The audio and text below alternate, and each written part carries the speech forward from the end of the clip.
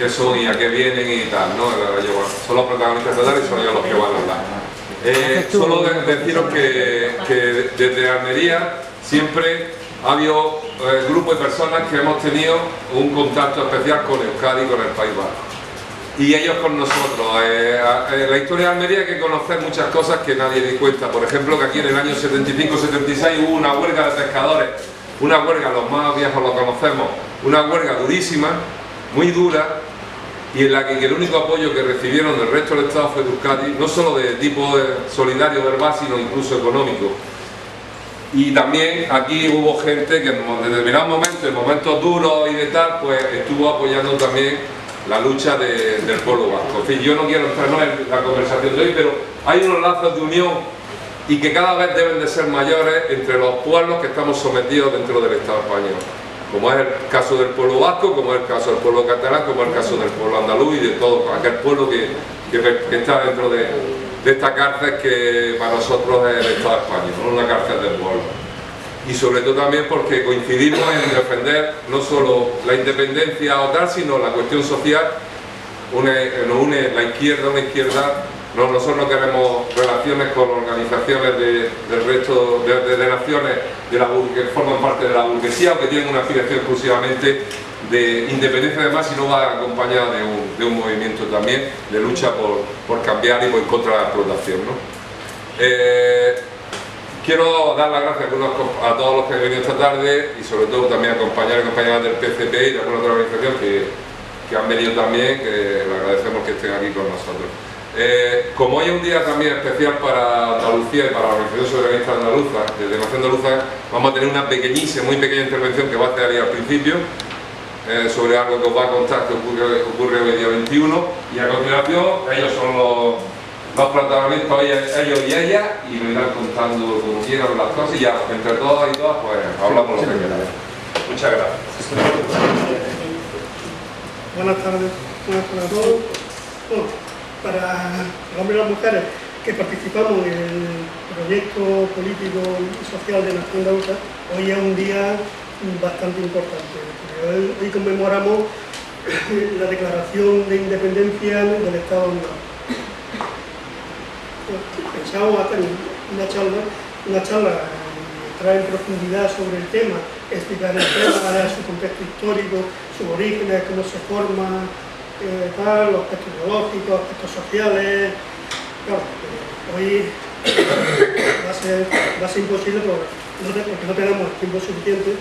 Tenemos la visita de los compañeros de Euskal Herria de Azkapena, compañeros a los que recibimos con todo el gusto del mundo, y nos vamos a centrar todo el tema de soberanía andaluza, Euskal Herria, y que nos cuenten ellos un poco cuál es la situación que están padeciendo.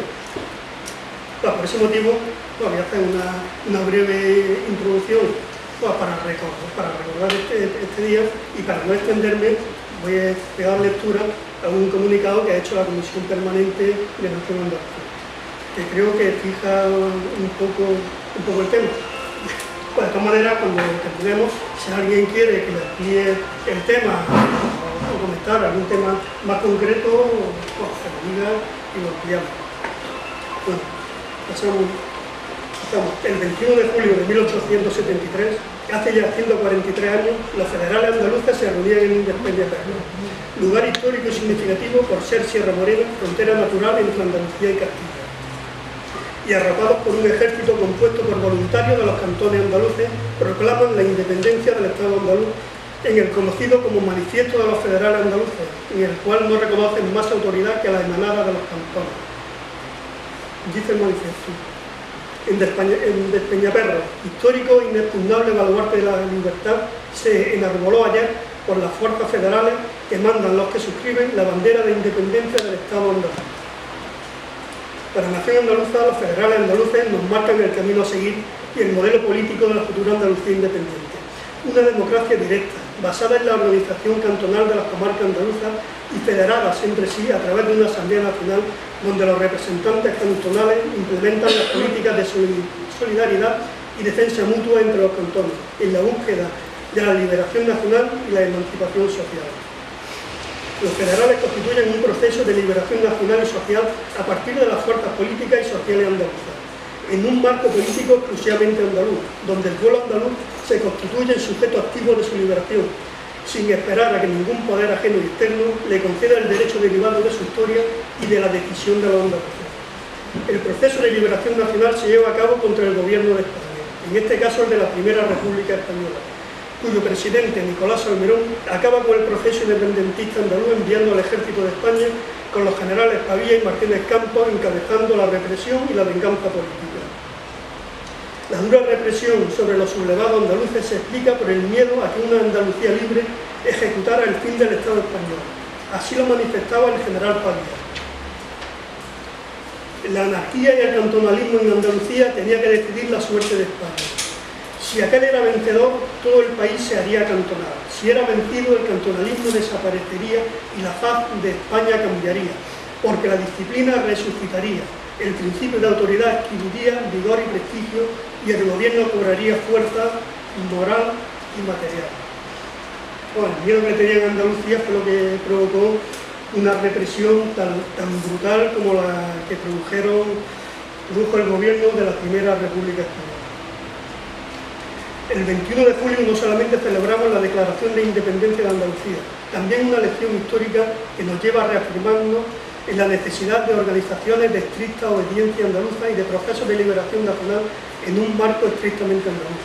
El Estado español no tiene organizaciones ni a procesos encuadrados en marcos estatales de actuación y supeditados a formaciones de ámbito estatal que van a actuar como freno a cualquier proceso de independencia nacional y social.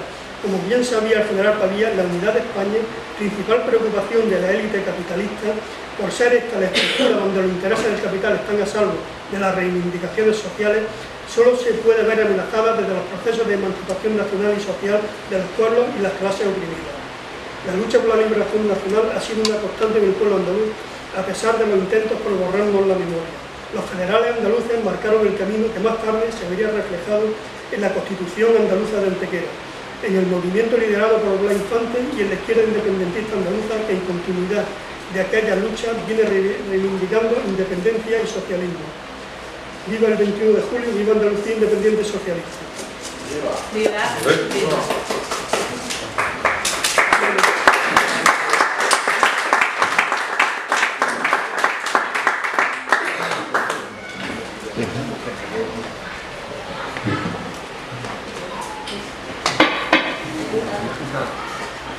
Vale. Vamos a hacer igual una introducción de qué es Ascapena y de quiénes somos.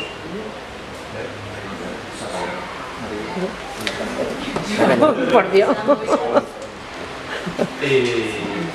Y después haremos un pequeño recorrido histórico y la situación actual de Euskal Herria. Entonces, bueno, Ascapena es una organización internacionalista dentro del Movimiento de Liberación Nacional Vasco que nace en 1987 a raíz un poco de todo el tema de la solidaridad que se movía en aquellos tiempos con los procesos de revoluciones de Latinoamérica, ya sea con Cuba, Guatemala, Nicaragua, distintos comités. Y Ascapena nace en el 87 porque se veía una carencia, vamos a decir, o que había un internacionalismo que es el que diferencia Ascapena de las demás organizaciones internacionalistas, que es que el internacionalismo que veo que propaga Ascapena es un internacionalismo que está ligado a la lucha de liberación nacional y social de nuestro pueblo, ¿no? Que no puede ser un internacionalismo sin, fuera de esos términos, sino que debe estar ligado a la lucha de liberación nacional y social, ¿no? Por eso el lema principal de Ascapena es internacionalista Gaelako Lehenurratze Euskal Herria, que en castellano vendría a ser, como somos internacionalistas, el primer paso Euskal Herria, ya que entendemos que el mayor aporte que puede hacer el pueblo trabajador vasco para los demás pueblos trabajadores del mundo es liberarse a sí mismo, porque creemos que romper la cadena del capitalismo en cualquier punto del mundo puede favorecer a los demás pueblos, ¿no? Entonces, un poco con esa idea nace Ascapena, que tiene distintos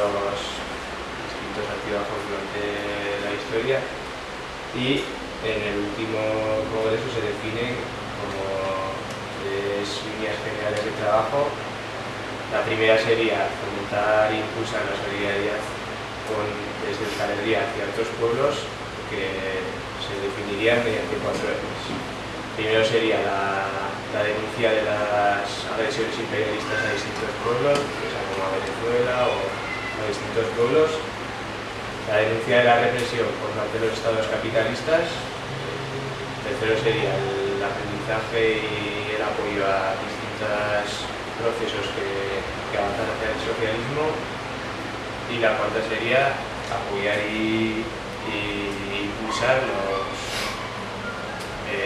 distintos procesos que se están dando en el mundo, parte de la construcción de contrapoder del poder común. Entonces serían un poco los 4 ejes en los que se basa Askapena para proyectar solidaridad desde Euskal Herria.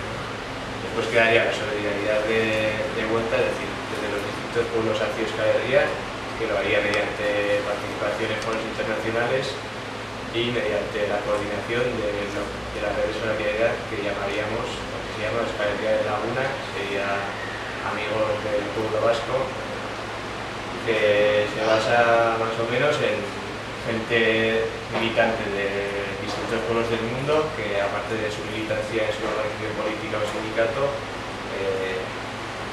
pues saca tiempo para dinamizar y impulsar esa solidaridad en Euskal Herria. Hay en distintos pueblos del mundo, y en este caso tenemos Andalucía, que está en la sede de Málaga, en la que está nuestra compañera Carmele. Y el tercer punto, que sería el que diferencia a Askapena de otras organizaciones, es el participar e impulsar las dinámicas que se generan en torno a las demás organizaciones políticas y sociales, en torno al tema de construcción nacional y social de nuestro pueblo, ¿no? Estos serían como los 3 puntos generales a nivel teórico para aclarar un poco lo que se llevaría con el trabajo a Askapena. Y un poco a nivel práctico, pues durante todo el año se organizan distintas charlas en distintos pueblos informativas para informar sobre temas de otros pueblos, casos de coyuntura si hay una agresión imperialista se denuncia, podría ser el caso de Venezuela, o cuando bombardean Palestina, se participa también en los boicots. Durante el año el trabajo principal sería mayoritariamente lucha ideológica de información, ¿no? Y la actividad principal y más potente de la Askapena en todo el año sería organizar actividades internacionales, como la de Andalucía, en las que consisten en llevar a gente de distintas organizaciones políticas y sociales y movimientos populares de nuestro pueblo, van hasta otros pueblos del mundo para trabajar esa solidaridad de ida y vuelta que procesa Askapena, ¿no? Que la gente que vaya de nuestro pueblo a los otros pueblos vaya a aprender las luchas que se llevan allá a cabo y traerlas a nuestro pueblo para enriquecerlas y aprender también que esa gente vaya allá y enseñe lo que se hace en Euskal Herria para que los demás pueblos puedan aprender de nuestras luchas, ¿no? Entonces, hoy en día tendríamos brigadas dentro del Estado, estarían las de Països Catalans y la de Andalucía en este caso. En Europa estaría la de Grecia y la de Armenia, luego estaría Palestina y Sáhara, y después en Latinoamérica tenemos brigadas a México, a Brasil, a Venezuela y a Argentina y Uruguay. Esos serían un poco los pueblos que se han elegido mediante los criterios que he hablado antes para mandar las brigadas, ¿no? En las que se abre un plazo de enero a marzo en los que la gente se va apuntando, hacen una serie de entrevistas, se hacen unas formaciones generales, las que son abiertas para todo el mundo, las que los brigadistas están obligados a ir, y después de eso ya se van repartiendo en brigadas y cada uno recibe una formación específica sobre al pueblo que va a acudir. Nosotros, por ejemplo, recibimos una sobre Andalucía, y ya una vez terminado eso, se manda a la gente, a los brigadistas van a los distintos pueblos, se hace un trabajo de recogida de información, pues no estamos apuntando cosas, ahora también estamos mandando, mientras estamos aquí vídeos y crónicas de lo que estamos haciendo, que podéis seguir en Twitter o en la página web de Askapena. Y una vez allá nos juntamos, organizamos un poco todo lo que hemos visto y organizamos charlas en distintos pueblos, ¿no? Pues para que no se quede solo la experiencia de nosotros, sino que la enseñemos también en los distintos pueblos y ciudades. Y un poco a rasgos generales eso es lo que sería Askapena. Si tenéis alguna duda os preguntáis.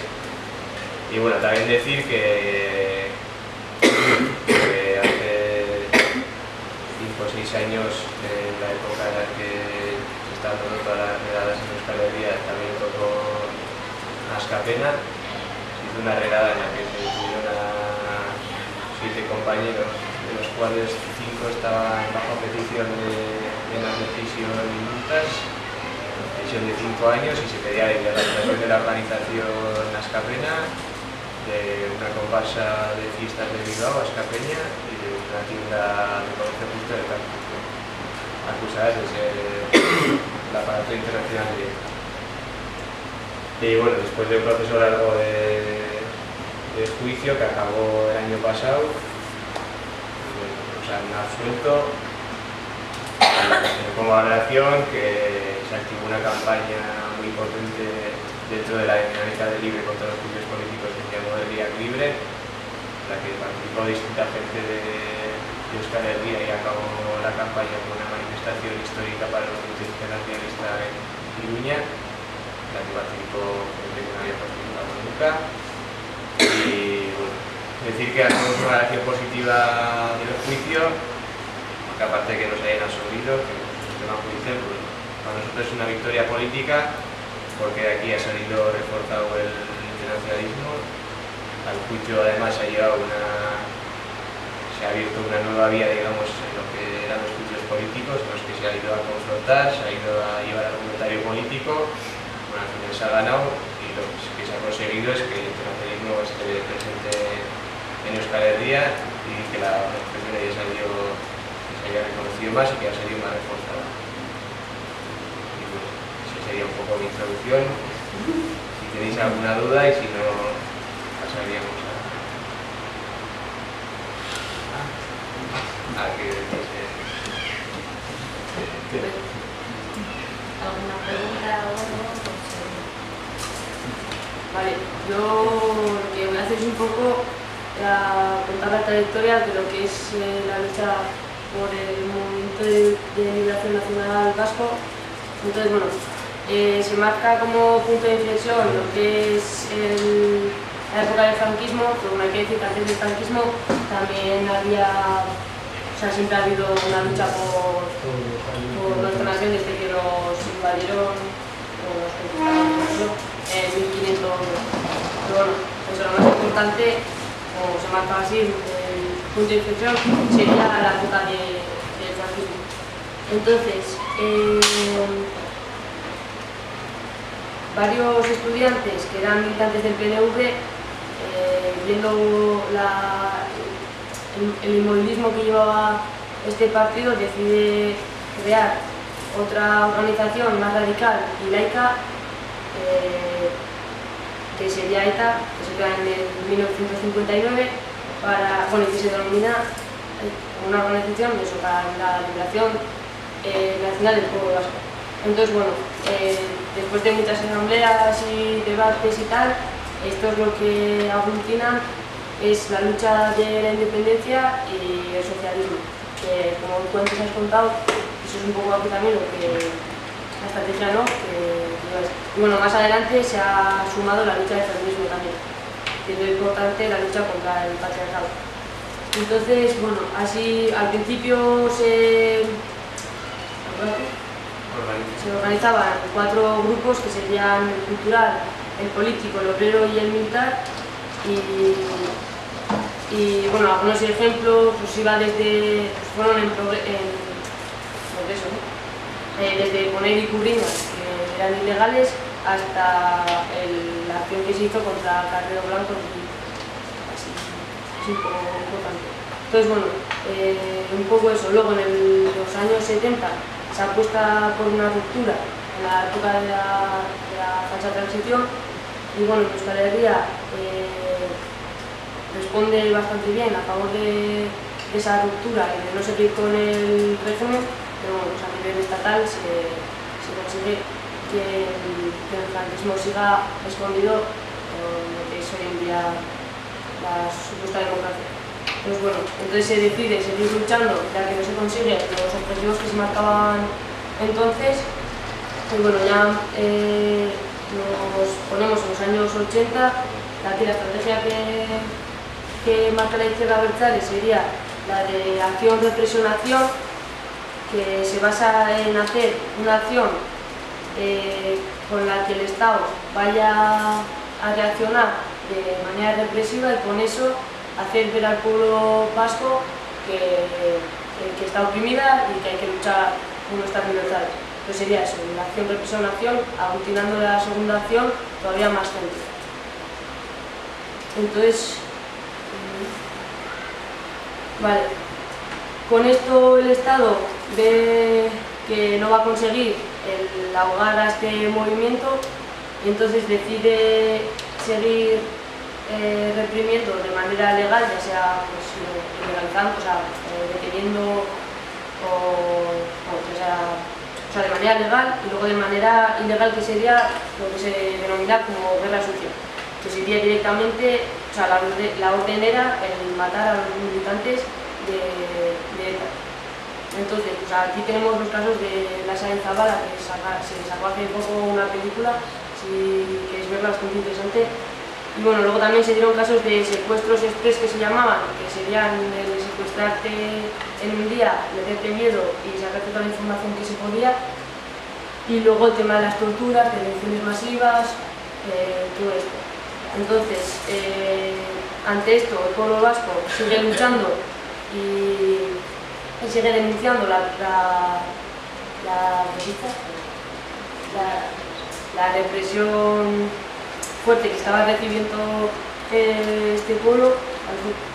Y bueno, en los años, ya entramos en los años 90, cuando el Estado cambia de estrategia, que ya entraríamos en la época de la ilegalización, todo es ETA, de manera que se legaliza el periódico Egunkaria, se legaliza SEGI, la organización juvenil, se legaliza Herri Batasuna, y bueno, distintos organismos que conforman el movimiento popular, y dispersando también a los y las presas. Y aquí comentar un par de datos que después de toda esta época represiva, en total hubo 40.000 arrestados, 50.000 encarceladas. Hoy en día hay en torno a 400 dispersadas. Ha habido 10.000 personas torturadas en las incomunicaciones, que muchas de ellas el Estado todavía sigue sin investigarlas. Y bueno, Europa le ha condenado ya, es la sexta vez que ha condenado a España por no investigar estas torturas denunciadas. Y bueno, también 3.000 refugiadas y es la zona más militarizada de Europa. Entonces bueno, ya entramos en una época que hacerle frente a tanta represión se hace complicado y entramos en una época de bloqueo en el movimiento. Entonces, el motivo sería el tema de la clandestinidad y el miedo que al final crea el tema de las torturas y las detenciones. Entonces, bueno, la apuesta en ese momento era el negociar con los estados para poner unos mínimos democráticos encima de la mesa, pero se ve que el Estado, o los estados, ponen un bloqueo constante de no negociar. Entonces ese objetivo que se marcaba se ve que no da sus frutos. Por eso se pone en marcha el proceso Zutik, que sería que este proceso sería para aglutinar a otros sectores de la sociedad, de alguna manera querer salir de ese bucle que era el solo hacer frente a la represión y nos impedía el trabajar por un pueblo más justo, socialista, por así decirlo. Pero bueno, en el proceso, después de asambleas en pueblos y barrios, los 3 puntos que se marcan son el dejar la lucha armada, el apostar por la unilateralidad,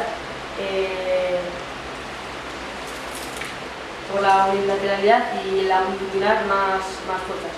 De manera que se quería conseguir pasar desde un ETA contra el Estado a un pueblo contra el Estado, dejando de alguna manera, quitando más poder más fuerza vacía a ETA y empoderando al pueblo.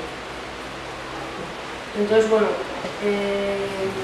hoy en día lo que sería, o sea, después de ese proceso, las organizaciones que se crean sería SORTU, que es el partido político de la izquierda abertzale, luego ERNAI, que es la organización juvenil, y LAB, que sería el sindicato. Entonces, bueno, ahora Artur va a contar lo que es después de Zutik, todo lo que ha habido, porque Zutik fue en el año 2012, 8-9, y eso, que ahora Bueno, pues iba a explicar un poco brevemente a partir del cambio de estrategia cómo ha ido el izquierda abertzale y más o menos la coyuntura actual, lo que está hoy en día, y decir, pues eso, después del cese definitivo de la lucha armada de ETA, pues que se crearon unas condiciones en Euskal Herria que no se habían creado nunca. Pues eso, en parte ya la lucha armada se había dejado a un lado para siempre y se apostaba por una aglutinación o una construcción de mayorías para lograr los objetivos que no se han logrado hasta ahora, ¿no? Entonces, bueno, se crea un ambiente de ilusión, de unas condiciones bastante buenas en aquel momento, y debido al cambio de estrategia también, pues se replantea toda la organización también de la izquierda abertzale. Se crea una organización juvenil nueva que se llama ERNAI, se crea otro partido político que está ilegalizado, el Partido Batasuna, un poco, darle la vuelta a esa ilegalización que se había creado antes y crear un nuevo movimiento pues con unas pautas y con unos objetivos concretos, ¿no? Bueno, como eje principal, por una parte es la construcción nacional y por otra parte la resolución del conflicto. Que dentro de la resolución del conflicto, obviamente, tenemos el tema de los presos políticos vascos, otro tema, el tema del relato, ¿no?, de la memoria histórica, por tercero, las víctimas, y el cuarto, y no menos importante, el tema de la desmilitarización, ¿no?, el tema de toda la Guardia Civil, la Policía Nacional y de fuerzas que nos ocupan nuestra tierra, ¿no? Vale, después de esa replanteación y de tomar un poco por el mango de la nueva estrategia, pues pasan unos años, desde el 2011 hasta este año, ¿no?, y se hace una valoración. Vale, entonces se toma en cuenta de que, bueno, unas cosas han funcionado de una manera y otras de otra. Entonces, bueno, se crean también unas pequeñas contradicciones, ¿no? Primero, después del cambio de estrategia, después de toda esa aglutinación, se crea también un partido político, una coalición, que es H. Bildu, ¿no?, y toma un estado histórica, ¿no?, unos resultados históricos que crean también ilusión. Pues después de eso, bueno, se ven también que el Estado sigue la suya, se ve que no da un paso atrás, que el tema está bloqueado. Se hace también una valoración y una autocrítica, ¿no?, que es el proceso ABIAN que se ha hecho este año. Ese proceso es más o menos tomando la base del Zutik Euskal Herria, del cambio de estrategia y de los pilares que se ponen en esa ponencia o en ese cambio de estrategia. El objetivo es hacer una autocrítica de lo que hemos hecho mal y lo que hemos hecho bien durante estos 4 o 5 años y de establecer unas bases para lo que vayamos a hacer de aquí adelante, ¿no? Y eso, como eje principal, se pone la construcción nacional, el no esperar al Estado a que dé pasos, sino que nosotros ya empezamos desde la unilateralidad, desde los pueblos y barrios, a crear un diferente contrapoder y a construir nuestra nación de Euskal Herria. Y eso, y lo que he dicho antes también, la resolución del conflicto, que es un tema totalmente prioritario. Tenemos 400 rehenes que son los presos y que tienen que estar todos en casa ya. Entonces, más o menos es esa más que la situación que tenemos hoy en día. También comentar, no sé, diferentes iniciativas populares que se han creado con todo esto, como es el Burdeos Cudagó, no sé si conocéis, es una iniciativa popular a favor del derecho a decidir, que dejando un poco las siglas de los partidos también se ha hecho pues eso, un proceso sobre eso, pues, a favor del derecho a decidir.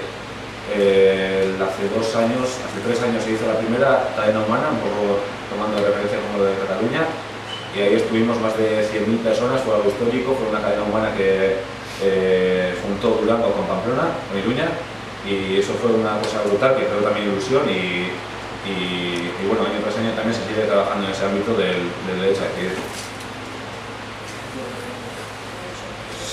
Sí, algunos si quieres decir algo que se me escapa o lo que sea. Pues. Comentar igual también las dificultades que ha tenido la izquierda abertzale en estos 5 años.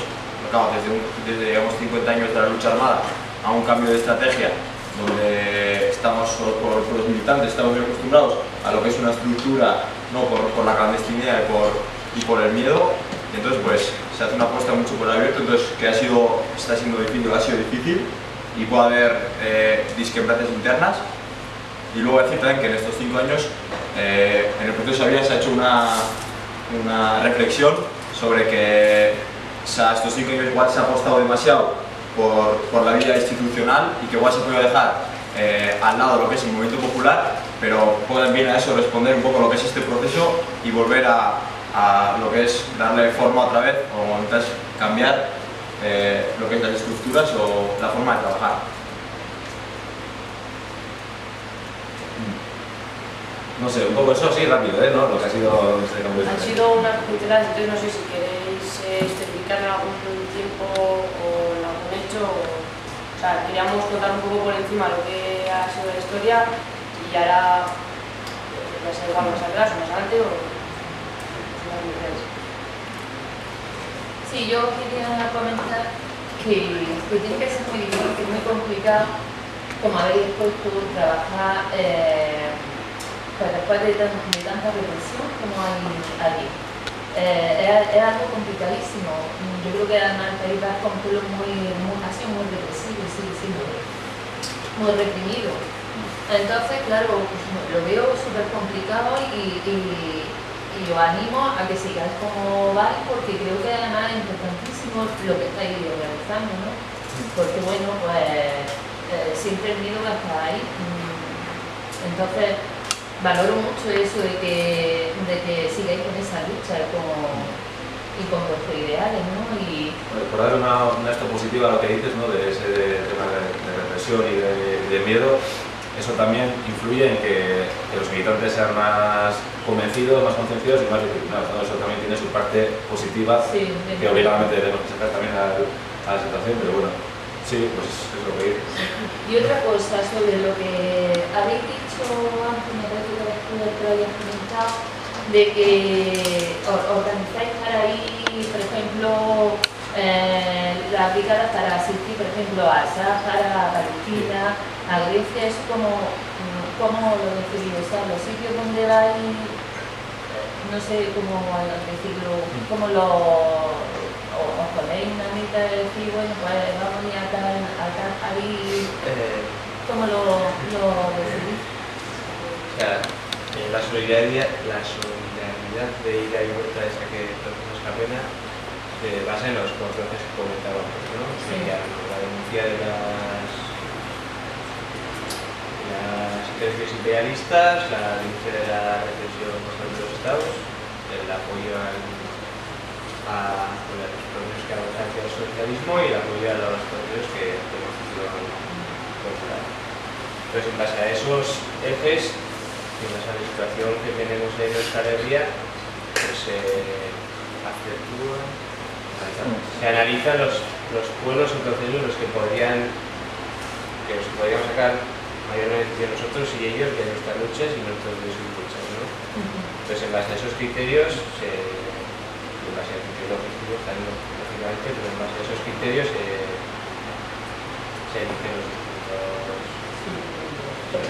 En otra situación, porque en la estrategia anterior, que ya se iba a una estrategia de tipo militar, pues seguramente antes se mandaban brigadas a Irlanda, se mandaban brigadas a Colombia, otros.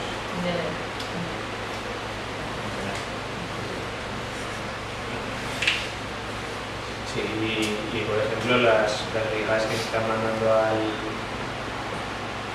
Estado español, hasta hace 3 años no se mandaban todas a Latinoamérica o a Sahara Palestina, ¿no? Y eso viene a raíz de una autocrítica que ha hecho Askapena, en la que le estamos mandando brigadas hacia kilómetros al otro lado del mar, y tenemos aquí al lado a los que el pueblo vasco o incluso la militancia o no se conocen o hay un desconocimiento muy grande. Entonces la raíz de la autocrítica también viene de las brigadas que se están mandando a países catalanes o a Andalucía, y va a ser a Castilla y Aragón o a Galicia.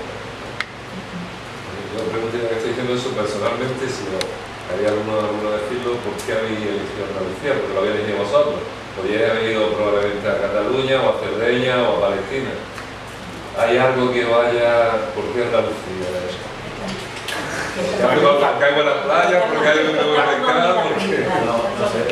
Yo personalmente hace un par de años estuve también en Castilla y eso me dejó a mí, me abrió los ojos un poco también de ver un poco de Euskal Herria en el Estado español, donde la gente puede tener unos prejuicios del copón, ¿no? Pues como hay gente militante, gente de izquierdas, gente que de verdad lucha por los mismos objetivos que nosotros, pero con una conciencia de su nación, ¿no? Entonces me parece una experiencia súper fructífera y aparte también pues para profundizar en el tema negocista, ¿no? Que yo no tenía ni idea y me parecía algo interesante.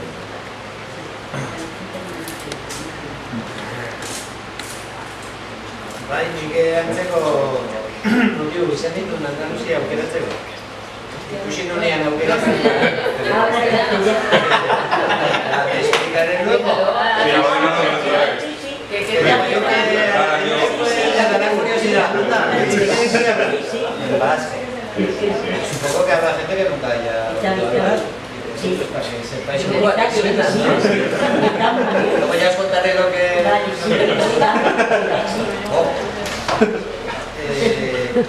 Bueno, batekin, Andaluzia aukeratu nuen, ez dakit, senak egin duztian, hemen gauza interesantea bat zegoen ikasteko. Etxetik hurbil dago, ehotzen unetan jo naiteke bertara, eta ez bakarrik brigadarekin, oporretan ere etorri naiteke, lagunak ginitzak eta gero harremana haiekin landu eta luzaroan, hoxe ez da, pixka ekarpen solidarioare izan diteke pertsona da, lagunak egin eta zerra egin ditu. Nire bizitza propioa ere aberastu. Hori atetik.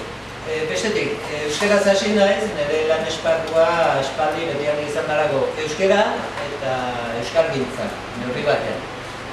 Bai komunikabideetan, bereziki, eta horregatik pentsatu dut, asmo nazala euskaraz hasia, eta orain, itzulingo dut, eta esan duzue, erantzuko dio galderari gazteleraz. He querido hacer la presentación en euskera, porque llevo toda la vida trabajando en el ámbito del euskera, en la reivindicación del idioma y en su defensa. Es una cosa ya en Euskal Herria muy importante. El idioma, la lengua, el euskera es una de las cosas que nos definen como pueblo. No solo como pueblo, además es una cosa que genera mucho movimiento, mucha empatía. Los vascos nos identificamos mucho por medio de la lengua. Incluso me atrevería a decir, independientemente de clase social, estatus, la lengua es un elemento de unión. De tal manera que hay muchas actividades, hay muchos pensamientos que trascienden ámbitos cerrados precisamente porque la lengua hace de puente. Pero eso es algo histórico. Ya en el romanticismo, cuando pasaban Víctor Hugo y esta gente por allí, les asombraba esa comunidad que tenían los vascos entre ellos por medio de la lengua. Bastaba que oyeran a alguien que hablara vasco, ya se sentían hermanos. Entonces, bueno, pues eso es un detalle interesante porque cuando he venido a Andalucía desconocía mucho, pero he empezado a percibir pues qué conciencia nacional tenéis, en qué os estáis basando, un poquito de la historia de la Andalucía. Ayer le oí a un compañero, a Juanjo en Casares, pues me preguntaba también si interesaba por la lengua vasca y tal, y empezó a hablarnos de la lengua andaluza. Desconocía, en Andalucía se habla español o castellano, como queráis. No, si me había pasado por la ladera que en Andalucía hubiera lengua propia. que hoy estará más o menos desvirtuado y lo que sea, pero que en un tiempo anterior, cuando el castellano no era dominante, aquí había lengua propia con sus características, era un elemento de comunicación y sería de unión seguramente, pues como yo lo he vivido en el País Vasco. Entonces, bueno, pues os quería un poquito, quería manifestar la importancia de la lengua, sobre todo porque ya os he dicho que es en lo que yo he trabajado durante toda mi vida. Además de porque trabajo en un medio de comunicación que es en euskera, es un periódico diario que sale todos los días, es un periódico muy interesante que estos chavales leen, espero que lo lean. y entonces se me ha ido el libro. Vale. Bueno, pues por eso he empezado la introducción en euskera, un poquito para llamar la atención y bueno, y para decir claro que es uno de los ejes que definen la identidad de Euskal Herria, en la lengua. Y allá está vigente y crea comunidad y crea conciencia. Luego, por otra parte, ¿por qué Andalucía? Bueno, no sé por qué, la verdad, es que no sé decir, pero en cuanto vi brigadas y onda Andalucía, yo me apunto a esta. Bueno, pues vale, la verdad, de Andalucía yo sabía lo poco que sabía así de la Andalucía extraoficial, ya lo siento, era el SOC, era el SAT, ahora ya voy conociendo realidades, pero bueno, un poco era eso. Y pinceladas de la Andalucía latifundista. Decía yo, ese pueblo, esa nación tiene un régimen de propiedad económico, tiene una estructura socioeconómica que me llama la atención, que no la he visto yo en ningún país, ni en Francia, ni aquí, ni allá. Y bueno, pues eso me llama la atención. Y luego, pues además, pues porque siempre me ha gustado la gente andaluza, no sé por qué. Es que siempre me gusta, no te vas a pensarlo.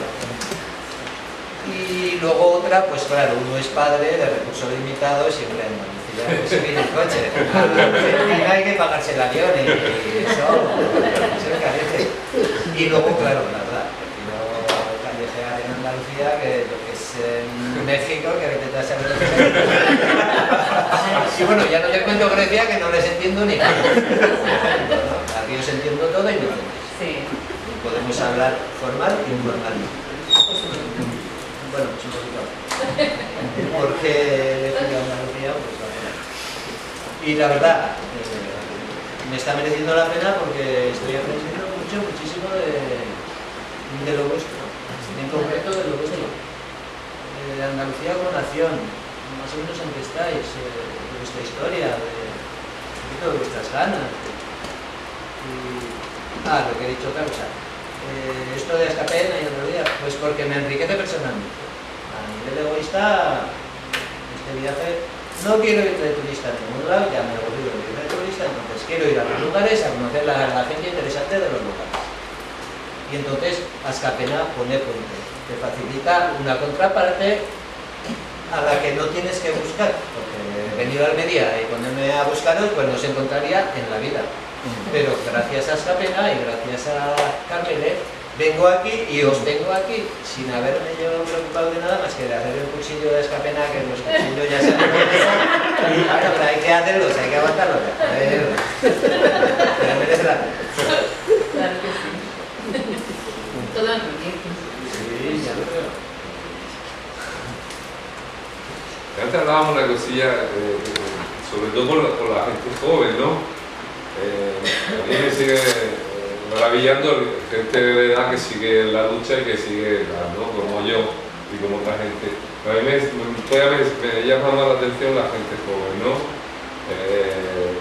Porque, bueno, viendo a vosotros, cómo tomáis nota, cómo trabajáis, cómo esto lo tomáis de la manera que lo tomáis, cómo sois capaces de aguantar horas de trabajo y esto, lo otro, y desde esa militancia bueno, nosotros, y lo hablábamos antes en otra reunión que hemos tenido, de que nosotros nos cuesta llegar a la gente joven en Andalucía, pues por lo que sea, no tiene un nivel de lucha, de militancia fuerte, ¿no?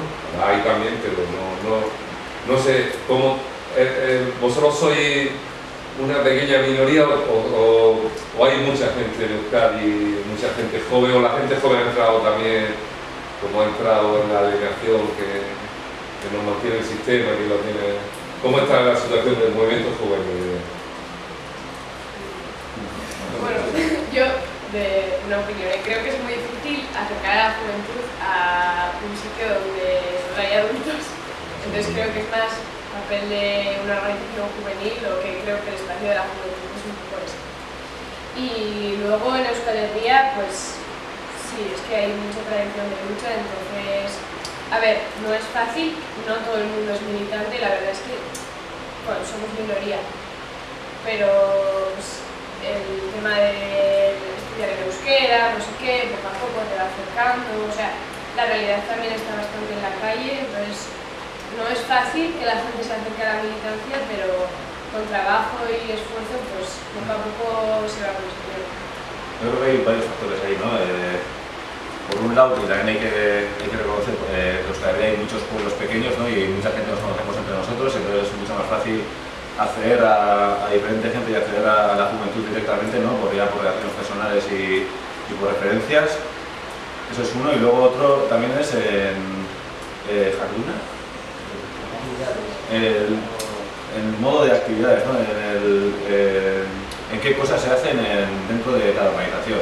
Entonces, no sé, históricamente la juventud tiene esa llama, ¿no? Esa inquietud o ese ser de rebelde, ¿no? Entonces, un poco, pues históricamente, pues ha llamado la atención, ¿no? Ha llamado la atención, pues, las movidas que se hacían, los distintos actos, las distintas acciones, entonces yo creo que eso también ha llamado bastante la atención, y hoy en día, pues que sigue llamando y es mucho más fácil. Y luego también que el tema de hacer que la juventud milite tiene detrás una estrategia, o sea, aparte de seguir la estrategia de liberación nacional, la juventud en sí militante tiene una estrategia propia que sería, o sea, no es pedirle a la juventud que milite en el RNAI, igual es lo más, o sea, decirle independencia, socialismo, feminismo, que es como muy acotado, sino buscar espacios donde puedan confluenciar gente más diferente, que serían los movimientos juveniles.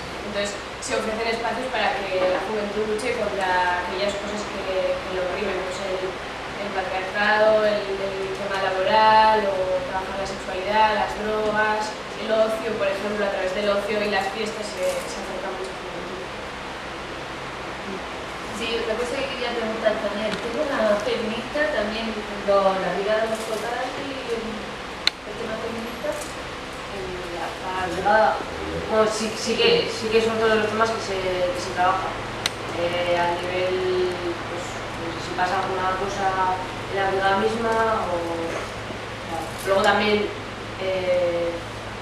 hasta penal se llega también feminista, entonces también se trabaja también. Un poco para echar flores. Ascapena en el último año hizo una reflexión en la que tenía que por eso como eje ideológico el feminismo, y ahora mismo hay una sección interna solo para mujeres en Escagona en la que trabajan todo el tema de relación del feminismo con el internacionalismo. Y por ejemplo en las pasadas brigadas se empezó con un protocolo feminista para que tuviese aversiones o otro tipo de cosas, y la ciudad también se acabó de encontrar, el otro día en Sevilla estuvimos en una casa de mujeres, desde las distintas, el año parece una brigada de Kurdistán, en la que también están las otras cosas del feminismo y trabajar. Bueno, a mí me gustaría también comentar varias cosillas, ¿no? Primero dar las gracias a los compañeros y a las compañeras por el esfuerzo que tenéis, porque a pesar de que dice que Andalucía está más cerca, bueno, entre Andalucía y el norte, yo que tengo mucha relación con Cataluña también y todo, también hay un trecho, ¿no? Y daros las gracias y mostrar nuestro cariño, nuestra solidaridad, sobre todo con ese drama humano que hay detrás, que siempre está silenciado, y cuando se sale a la palestra siempre es para injuriarlo y para arremeter contra eso, ¿no? Y siempre pues mostrar que hay personas que, bueno, habréis notado también la extensa españolización que tiene este país, ¿no? Andalucía, el cáncer que sufrimos aquí en este país, ¿no? Pero bueno, que a pesar de eso, pues también hay un pequeño núcleo de verde, ¿no? De juventud y de gente que apostamos por la liberación de nuestro país, ¿no? Y me gustaría pues eso, mostrar el cariño sobre todo para esas personas, para ese drama humano que supongo que estaréis viviendo, que vivirá mucha gente de Euskal Herria, ¿no? Teniendo que ir para aquí y para allá. ¿Ha mermado un poco lo que es la represión a todas estas personas que están encarceladas? Siempre, la represión siempre ha estado ahí, ¿no? Pero ha habido algún momento que quizá hayáis visto, que claro, muchas veces se habla de las dos partes, ¿no? Nosotros y el Estado español o el gobierno español. Pero claro, ¿qué podemos esperar de España? ¿No? Siempre se dice, a ver, yo muchas veces escucho, a ver qué hace la otra parte, a ver qué hace el Estado español. ¿Qué va a hacer el Estado español? ¿No? Entonces ya sabemos lo que hace, lo que viene haciendo y lo que hará, ¿sabes? Entonces no esperar nada de esa gente, sino esperar su destrucción, que es lo único que podemos y debemos esperar.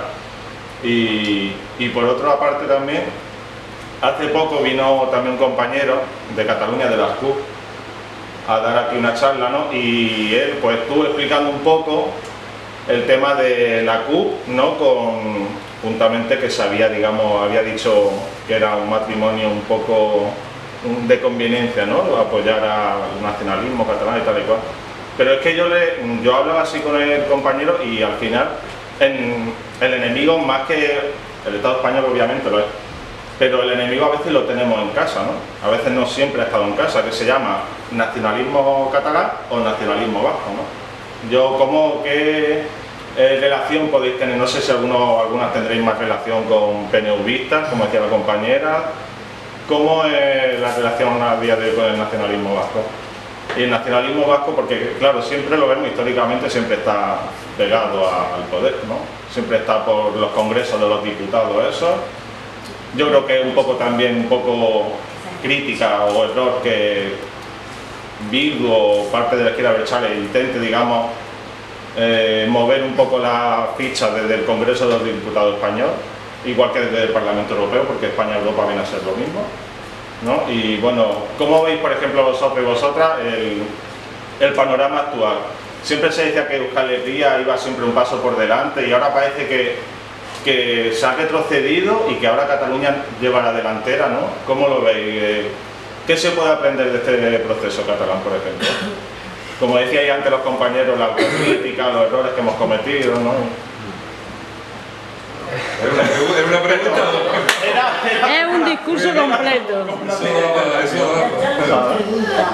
No, por ejemplo, yo quería saber, a raíz de, por ejemplo, yo que conozco varias personas de la CUP y todo eso, yo no me fío del nacionalismo, nunca me he fiado. Yo creo que aquí nadie es nacionalista, yo no soy nacionalista, yo soy independentista, andaluz.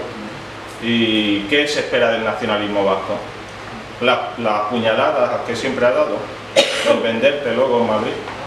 Eso del nacionalismo que dices es algo, yo creo que de terminología, ¿no? También estuvimos hablando igual, yo me puedo identificar o no con el nacionalismo, lo que tú dices del nacionalismo burgués, digamos, ¿no? Que es el PNV. No sé, hay pastel, no sé, pues sí, pues es verdad que muchas veces nos intentamos agarrar o acercar a ellos pues, a la espera de que vayamos a ser un núcleo más fuerte, ¿no? Mirando siempre al tema nacional, al tema del derecho a decidir y así, pero yo también personalmente lo pienso como tú, te quiero decir que el PNV al final será lo que quieras, pero el momento clave de que llegará un momento en que tengamos que hacer, yo que sé, la ruptura, no lo va a hacer, ni de palo de escoba, entonces no sé, es lo que dices, igual algún sector del PNV sí que será de una rama más abertzale o así, que lo hay, pero luego hay otro sector del PNV que es todo por la pasta y españolistas totales. No sé si te he respondido a la pregunta. Sí. Seguramente yo tendrá una visión diferente a la mía. ¿Y eso? No tengo familiares en el PNV, ¿qué voy a decir? La verdad no tengo respuesta. He tocado las fibras sensibles. No, joder, es que el PNV también es un partido... Es una pieza clave. No hay que negar, digamos, ha tenido un papel fundamental, ¿no? Es el partido... Nunca se desgasta, nunca. es el partido que gobierna uno de los 3 territorios en que está dividido Euskal Herria de administración, ¿verdad? Que es lo que se dice Euskadi, que aquí decimos Euskadi refiriéndonos a todo, pero nosotros a todo le llamamos Euskal Herria. Entonces Euskadi se ha quedado un poco como la comunidad autónoma vasca. El PNV, pues desde la transición lleva siendo un partido dominante. Es un partido muy establecido, con muy buenos cuadros, muy buena militancia, tiene una base social muy amplia y muy fiel, y es bastante interclasista, lo cual quiere decir que hay mucha gente obrera, hay mucha gente de clase modesta, también hay burguesía, también tiene burguesía importante, tiene una gran capacidad de liderar el país desde la administración. Si empezáramos a calificar qué tipo de liderazgo es, pues luego pues ahí hay mucho que hablar, ¿no? Pues, al fin y al cabo defiende intereses de la burguesía, pues una muestra de ello ahora mismo pues está a favor del TIP. Todavía no se ha definido si el TIP va para adelante o no, pero el PNV ya ha dicho que están a favor. Es una ley. Luego, de puertas adentro, pues es capaz de desarrollar políticas interclasistas, es muy transversal, es capaz de negociar con cualquier partido, pero lo mismo en Euskal Herria como en el Estado español. Pues el PNV, en los 30 años que lleva gobernando, en fin, desde el 79, ha formado gobierno tanto en minoría con mayoría absoluta, como en minoría con minoría, como en coalición con el PSOE, que es un aliado natural, el PSOE del País Vasco. Con Izquierda Unida, con EA, que ahora forma coalición Bildu con Sortu, Aralar y Alternativa. Entonces es un partido muy chicle, tiene claros sus objetivos, no se apea del burro, pero tiene mucha capacidad de negociar y jugar a la puerta y esto y aquello. Es del sistema, lo tiene clarísimo, apoya este sistema, cree más en transformaciones. Pero bueno, últimamente pues ya hace tiempo ya pues un poquito como que se ve que el estado de las autonomías, este sistema, este estado español de ahora mismo, pues claro, no se atreven a decir que sea una maravilla, ni mucho menos, ni que tenga futuro, ni nada, eso no lo dicen. Pero hoy siguen jugando, porque la otra carta es un poquito como lo que plantea la izquierda abertzale, pues hombre, hay que ir un poco a romper, ¿no? Porque siendo esta situación no tiene fin. La situación del Estado español, tal como está ahora mismo planteado, el régimen de ahora, pues que si no le damos por ninguna parte, pues que no hay visos de que cambie. Entonces, ¿esto qué? ¿Toda la vida va a ser esto? El PNV nunca ha jugado a eso, nunca ha jugado a romper. Siempre dentro del sistema es un partido de ley y orden. La ley siempre es la ley. Hay que respetar. Eso consigue. Claro, nunca hace nada para incumplir la ley. Entonces, siempre es una posición cómoda. Y siempre desfavorecer, claro, porque es una ley, en fin, desarrollada por el sistema capitalista a su gusto y medida, entonces ellos ahí se muestran cómodos. Y tiene mucha capacidad de convicción para precisamente seguir siendo interclasista y tal. Es un elemento difícil de combatir. Pues como lo tenéis aquí al PP, es muy difícil de combatir. Haga lo que haga, siempre está flotando, es que no hay quien lo hunda.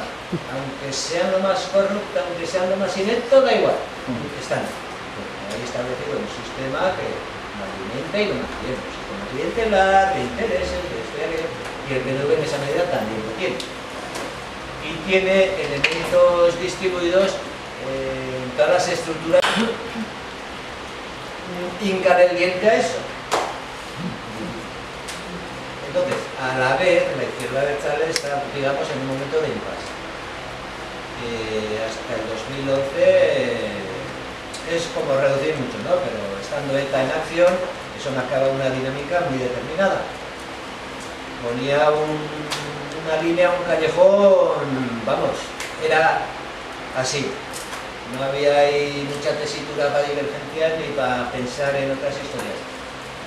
Se quería llevar esa lucha hasta el fin para ver si se podía dar el salto o no. Ha sido que no.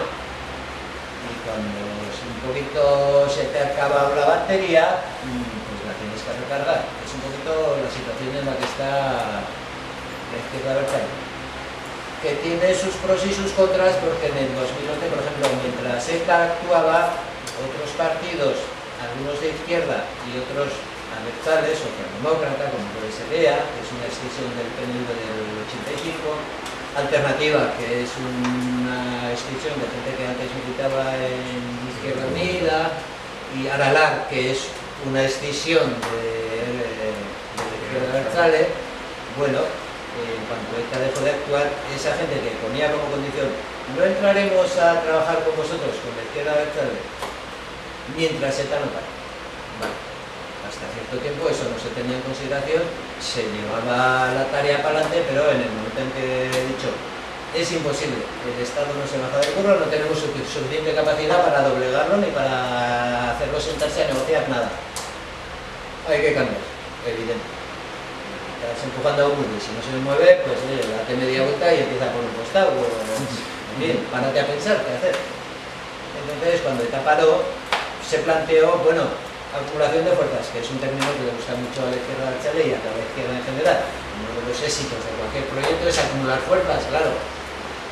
Que se vengan, juntémonos más para hacer más fuerza.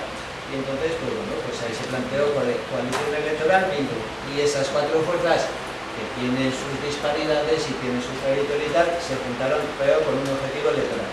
En el 2011, las elecciones seguidas, pues fueron mucho. Pero en el interín, tampoco la izquierda abertzale todavía ha elaborado una estrategia muy definida para a ver cómo seguir adelante. Y entonces en ello está. Una de las maneras ha sido el proceso de reflexión de Avian, que quiere decir en marcha. Parémonos un poco, también para respirar, abrir pulmones, recargar baterías y a ver cómo encaramos el futuro. Y a mí me parece, aunque estoy hablando demasiado porque yo no soy militante y claro, yo lo que sé es un poquito por lo que veo, ¿no? Ahora mismo pues es ese momento de, vamos a clarificar. La gente que impulsó el fin de, porque claro, esto hay que verlo en proceso, para que ETA decidiera dar el alto el fuego y se planteara el fin de la lucha armada, hay un proceso de una gente que hizo un trabajo muy serio. Y entonces ya hemos pasado a otro estadio. Estos 4 años ha habido otra gente que ha conformado Sortu, que ha contado alternativas, ha tenido que ligar con el resto de los 3 partidos para formar coalición electoral, listas en municipales, en diputaciones, en esto. Ha sido un trabajo también de estructuración. No olvidemos también que el ciclo de la ilegalización, que no se acabó en el 2011, ETA dejó de actuar, pero el Estado no. Ha seguido habiendo detenciones y muchas, y además muy crueles, con torturas y de gente que no era de ETA, que no estaba practicando lucha armada, sino exclusivamente lucha política. Pero mucha gente, de orden de 300, 500, y que han pasado por la tortura. Y dices tú, que pasan para de pegar tiros y eso tampoco vale. No, claro. Lo que quieren es desestructurar no solo la organización, sino la ideología, la capacidad del movimiento de regenerarse. No nos quieren dar un tiempo para tomar aire, para que no se nos ocurran buenas estrategias. Entonces, claro, por parte del Estado es una ofensiva que no tiene fin. Todavía hay juicios pendientes. Ahora mismo, pues hasta ahora mismo, después de ETA, pues ha habido, yo creo que ha habido como 300 militantes encausados, muchos de ellos condenados, pero que son condenados de 6 años, 8 años, incluso 10 años. Todo eso, hostia, hay que encargarlo, hay que responder a eso, que viene. Una dinámica que impulsa el Estado, que tiene mucha capacidad, tiene muchos medios, y mientras te tiene atareado en eso, pues no te deja construir estrategia, más política, intervención, movimientos populares. Y a eso, en estos 4 años, ahí no ha habido que hacer, ha habido que responder. Y estos han mencionado Ernai, pero es que antes de Ernai se legalizaron otras 3 organizaciones juveniles, empezaron con Jarray. Se llevaron a una tanda de Jarray al Trullo, que se han comido 6 añitos y legalizaron Jarray, pero el movimiento juvenil tuvo la capacidad de crear otra organización. Vale, el Estado respondió diciendo que eran sucesores de Jarray y luego seguían siendo de ETA. Otra redada de detenciones. Al año, vale, el movimiento juvenil saca otra, que fue Seguir. AICA, el Estado responde. Redada, ala, 100 chavales para adentro. Lo mismo, condenas de 6 años. Vale, ya llegamos al alto fuego de tal. Posterior, otra vez el movimiento juvenil, empieza a plantearse, hay que organizarse otra vez, que vea como ya no hay lucha armada, ya parece que lo de decir que todo es ETA y que Ernai lo ha inventado ETA, como que rechina, ¿no? El Estado, pues, hombre, tampoco es que sean tontos y no se meten a saco sin argumento, entonces, bueno, pues Ernai de momento, pues ahí están. Pero es que la trayectoria anterior ha sido muy dura, y ha sido dura, digamos, ha afectado de manera muy grave una represión gansa, pero es gorda, oye, 6 añitos. Dios, ¿qué he hecho? Que he montado un movimiento juvenil y me he comido 6 años. Y el paso previo por comisaría, los 5 días, y un repasito de los buenos. Yo conozco vecinas mías de Relación detenidas precisamente las quienes son ya en Seguir, y bueno, pues 2 añitos de prisión preventiva, los 5 días de comisaría, y pues como es conocida, pues te cuentan los testimonios de su paso por la Guardia Civil, que son espeluznantes. Vejaciones sexuales, desnudarlas de arriba abajo, simulacros de violaciones, es, vamos, muy duro. Entonces, claro, estos chavales también saben de todo eso, allá con los que andamos en la izquierda y más, y la gente del PNV, en fin, un amplio sector de la sociedad sabe todo eso. Es una de las causas que explica también por qué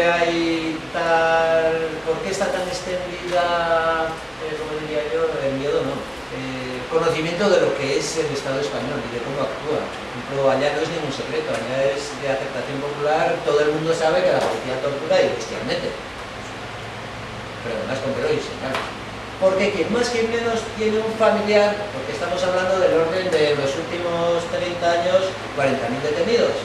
Hay ahora mismo el gobierno vasco, junto con el Parlamento vasco también, están desarrollando, claro, para plantearse un escenario post-conflicto, hay que resolver lo que ha sido el conflicto en cuanto a víctimas, en cuanto a dolor.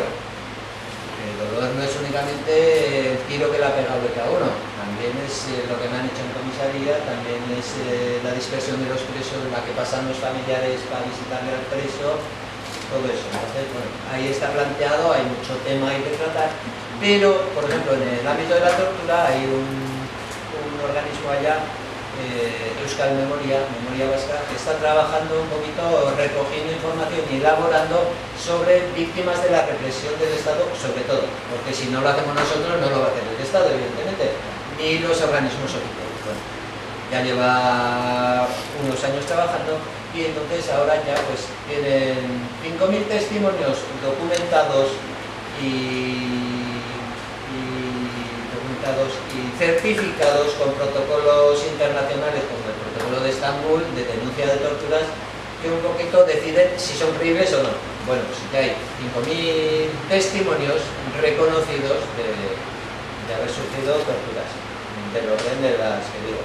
Y bueno, pues 5.000 de las que consigues de gente que esté dispuesta a declarar, porque luego otra cosa también es un poquito, pues la gente que ha sido torturada, a la que la conoces, la oyes, ves testimonios, pues son situaciones muy duras. Es gente que, pues, por ejemplo, fue torturada en el 70 y hasta recién no se ha atrevido a hablar de ello. O sea, una pena que la ha vivido, que le ha destrozado la vida, pero son instrumentos que usa el Estado que parece que no se sabe su impacto, pero son impactos brutales.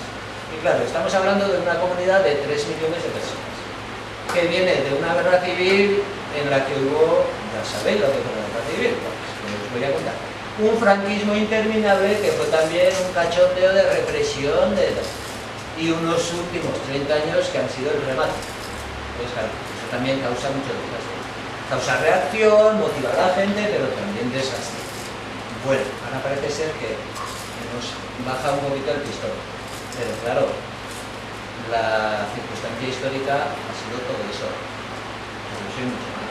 Pues quiero decir, hemos vivido una tensión, hemos vivido periodos muy duros y eso también hay que tenerlo en cuenta a la hora de preguntar, ¿y ahora en qué andáis? Y parece que Cataluña ha cogido una dinámica y vosotros como que ya no se os oye. Es que no me extraña que no se nos oiga ahora mismo, porque, joder, oye, que también tenemos que un poquito salir de todo eso y encarar el futuro.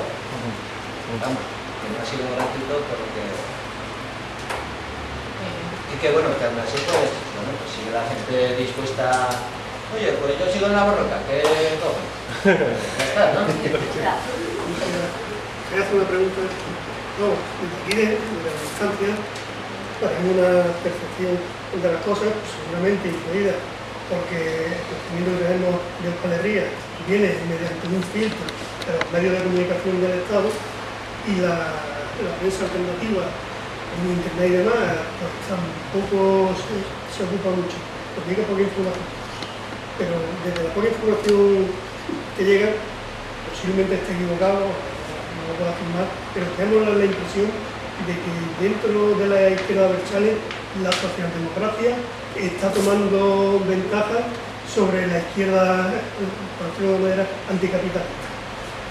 Eso es así. Y si así puede ser posible por la represión que la izquierda abertzale y anticapitalista está sufriendo desde hace ya muchos años. No lo sé, realmente no lo sé.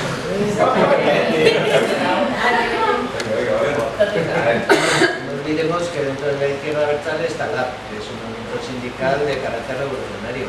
Y bueno, está haciendo su tarea y tiene una porra de afiliados y militantes y una porra de delegados sindicales que poquito a poco además van en ascenso. En la Comunidad Autónoma Vasca pues ha superado a comisiones ICG, que han sido los sindicatos históricos. Determinado, la izquierda abertzale no es únicamente Sortu o tal, también es LAB, que también marca su pauta de sindicato revolucionario. A veces se nos olvida. Y bueno, ¿quieres decir la dirección, no? Sí, claro,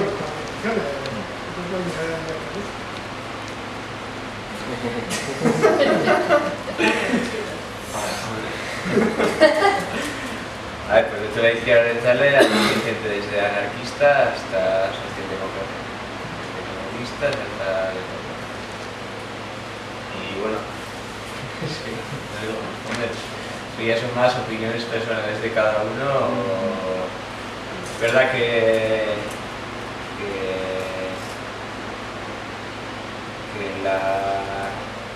antes del cambio de estrategia en los sectores revolucionarios estaba más estructurado en torno a ciertas organizaciones que se decidieron disolverse, y eso es una opinión personal. Ahí se ha podido dar una integración, digamos, o menos organización de esos sectores, y pues que ha podido propiciar que la socialdemocracia haya cogido un papel más importante dentro de lo que es el movimiento. El sector revolucionario sigue ahí, no se ha parado y y luego, claro, hay una alianza electoral ahí, pues con EA, por ejemplo, ya se declara un partido socialdemócrata. Alternativa se declara anticapitalista, claro. Aralar, pues ahí anda medias tintas. Entonces, claro, ahí también, pues eso pasa a sus hipotecas también, ¿no? Con quien te juntas, claro, se pegan cositas. Así, una finalidad. No sabría decir si en Sortu... Bueno, y después igual comentar también eso, ya que has dicho lo de Sortu, la refundación que se va a tomar ahora, ¿no? Empezó el proceso hace poco más de 2 semanas o 3, no me acuerdo, por ahí, o un mes, y es una refundación que va a durar hasta diciembre. Entonces ahí ya se van a replantear un poco, siguiendo el proceso había de la autocrítica y reorientación de la estrategia, pues Sortu, como pues, tomando en cuenta todas las críticas y todas las aportaciones que se han hecho en ese proceso, Sortu también hace su congreso y se va a refundar en en lo que los militantes de Sortu y aparte de Sortu también se ha hecho invitación a los militantes del RAI y del LAB. Entonces todos esos se encargarán de refundar Sortu y de redirigir o reorientar o orientar o otra vez pues, la estrategia de todos la actuación aquí adelante. Entonces ahí ya veremos otra vez a ver quién toma, no sé, una decisión. Se da una circunstancia en este momento, bueno, igual, no, casual, ha coincidido. Por una parte han sido 5 años de Sortu y de la Abertzale, cese de la lucha armada, conformación de una coalición electoral, han sido 5 años hasta aquí. Bien, ¿qué ha coincidido ahora? Por una parte surge Podemos, siempre nos han hecho la pregunta, ¿y qué pasa con Podemos allá? No tenemos ni idea. Estamos como vosotros, sabemos quiénes son nuestros directos, de dónde han salido. Pero es casualidad, ha coincidido. Ha salido Podemos y previamente ya se notaba un poquito como que a Sortu, bueno, a la izquierda de Abertzale le faltaba elementos de clarificación. ¿Qué queremos? ¿Cómo estamos? ¿A dónde vamos a ir? Ha coincidido en el tiempo. Y las últimas elecciones, tanto estas como las anteriores, las repetidas, coño, ha dado un bajón electoral. Bildu, como coalición. Son 3 elementos que están ahí, que cada cual tiene su influencia y no sé por dónde saldrá la cosa, pero bueno, es la cosa que un poquito eso sirve para cuestionarte si una estrategia electoral hasta cuándo y hasta dónde sirve, y a la vez seguramente, supongo yo, que pondrá en cuestión qué tipo de alianzas tiene Sortu con EA, con Aralar, con Alternativa.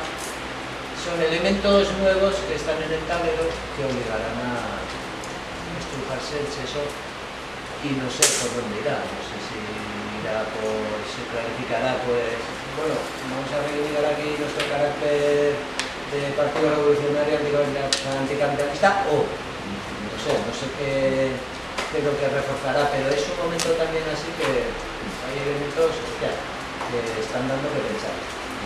Bueno, también siendo sinceros y todo eso, también es verdad que hay gente que piensa lo mismo que tú, tiene esa visión así parecida, y que también hay que tener en cuenta que hay gente que critica que está fuera de las estructuras de izquierda abertzale, ¿no?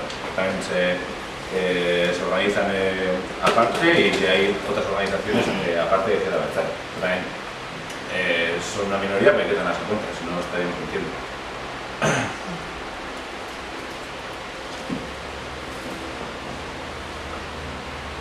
¿Alguna pregunta más o me queréis con algo más? Tengo una curiosidad.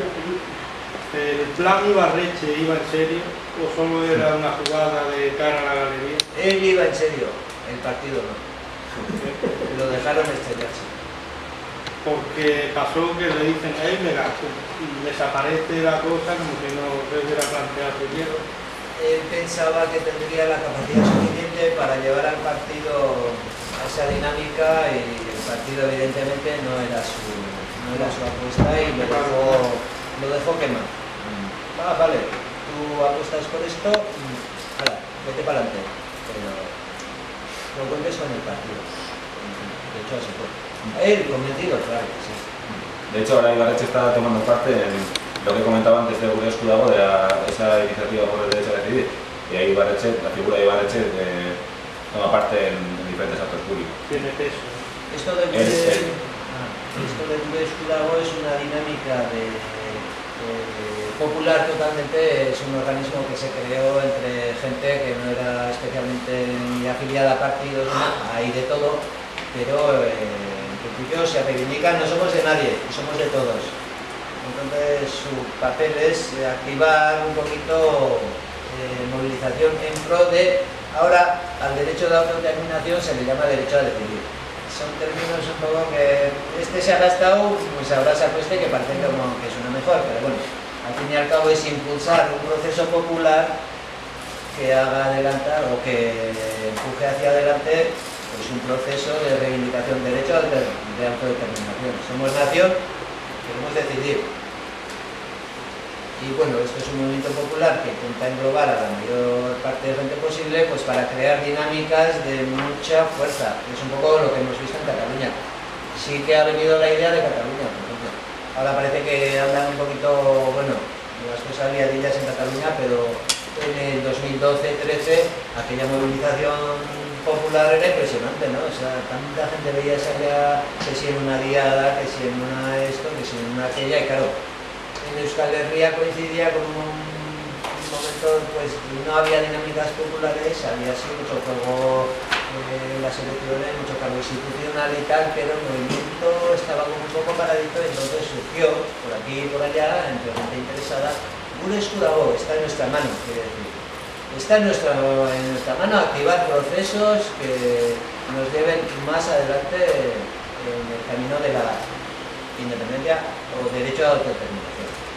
Depende de cómo lo quieras plantear, un término que englobe a más gente o más reducido, en fin, pues ahí esas disquisiciones ahí están.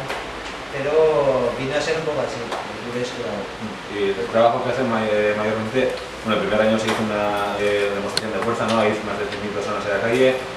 El segundo año también se hizo en la Plaza de Toros, en el Bilbo del Samamés, en Anoeta y demás, una demostración de fuerza, y ahora el objetivo que se plantea es hacer, tipo Cataluña, hacer unos referéndums locales de pueblo a pueblo, haciendo la pregunta de a ver si quieres volver a un Estado independiente, y eso es, el objetivo ahora es que todos los pueblos o muchos pueblos de Euskal Herria hagan esa pregunta en cada pueblo para que se visibilice que de verdad hay una mayoría que está a favor del derecho a decidir por lo menos y de un Estado vasco.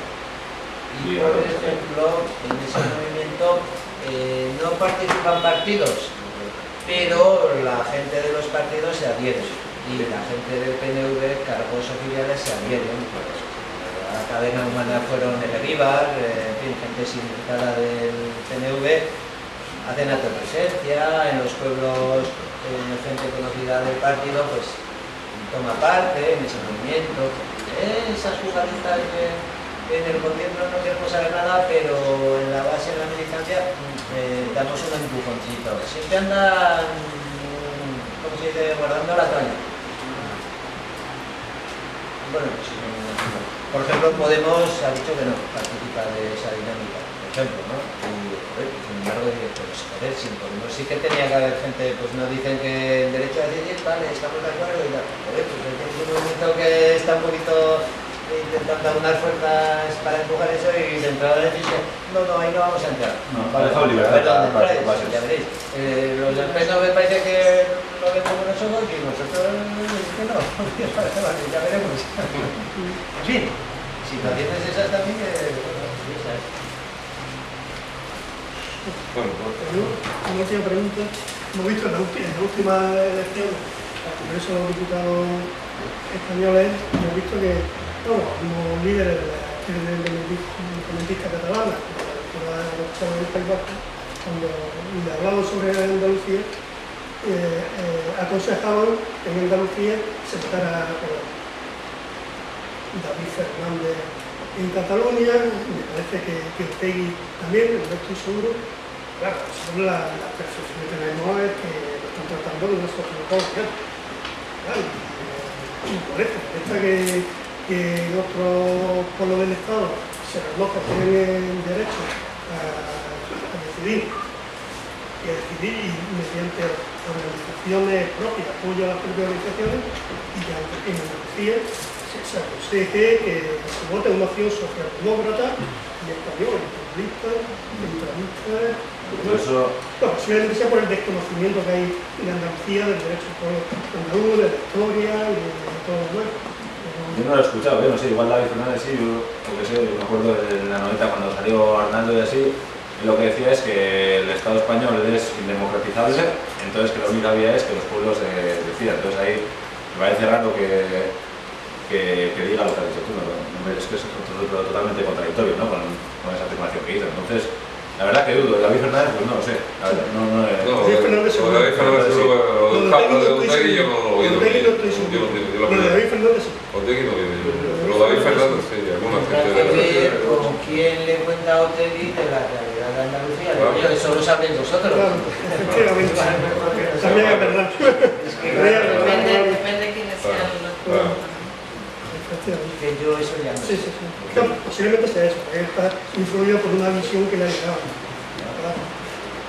¿sabes? Tú te fías con tertulio de allá, lo que te cuenta aquel, pues ya te decides según eso. Luego te das cuenta, hostia, olvida, también. Sí, cuando Julio le dice que la única opción de Andalucía es Podemos, Yo creo, Suena perfecto. yo creo que un poco, si queréis, terminamos. Yo creo que lo último que ha salido, la solución a todo esto es lo que habéis hecho, o sea, venir a Andalucía, escuchar, ver y sacar vuestras conclusiones, y nosotros escuchar a vosotros y aprender, como hemos aprendido. Yo creo que hemos aprendido todos y toda esta noche muchas cosas, no solo que es importante de cómo está la situación en Euskadi, sino sobre todo de comprobar cómo vuestro espíritu militante, rebelde, luchador, que es algo que a nosotros nos fortalece y también nos ayuda en nuestra lucha. O sea que independientemente tengamos, podamos tener más o menos diferentes, podamos tener más, ¿no? Pero eso para nosotros, para nosotras es algo fundamental, y os lo agradezco en nombre de Nación Andaluza. Yo creo que en nombre del CAI, yo creo que en nombre de las personas que están aquí, el esfuerzo que habéis hecho por venir, por escuchar, porque además se nota que escucháis, que no habéis venido solamente a contar vuestra realidad, vuestra historia, sino que habéis venido a escucharnos, y eso a veces nos sentimos que no nos escuchan, ¿no? Y eso para nosotros es muy importante, y yo creo que hemos aprendido un montón. Yo sobre todo a Carmen le quiero también agradecerle su trabajo, es la persona con la que hemos tenido el contacto, la persona que trabaja en Andalucía por extender el conocimiento de Euskadi, porque pues esta relación que yo creo que a partir de ahora vamos a tener más estrecha, y no sé qué más decir, nada más que muchas gracias, y que la lucha de Euskadi, la lucha de Andalucía, la lucha sobre todo de la clase obrera, la liberación va a seguir para adelante, y soy una parte importante de ella, y vamos a estar ahí todos los días.